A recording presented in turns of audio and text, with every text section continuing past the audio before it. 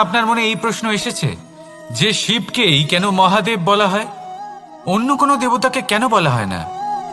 সেই কারণ মহাদেবের মধ্যে, ওনার মধ্যে এমন এক বিশেষ গুণ রয়েছে যা অন্য কারণ নেই। তা হলো নিঃস্বার্থ হয়ে মানুষের সেবা করা। যদি প্রয়োজন পড়ে, যদি সৃষ্টির পথে বিনাশের কালো মেঘ ছেয়ে থাকে, তখন নিজের প্রাণের চিন্তা না করে হলাহল পান করার জন্য প্রস্তুত থাকেন মহাদেব। আর এই অদ্বিতীয় ত্যাগের জন্যই শিবকে মহাদেব বলে ডাকা হয়।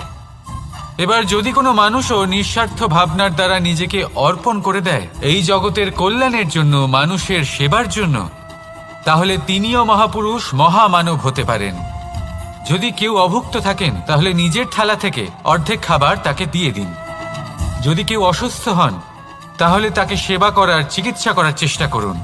এই জীবন শুধু নিজের জন্য নয়, অন্যদের প্রতি, সমস্ত সংসারের প্রতি উৎসর্গ করুন।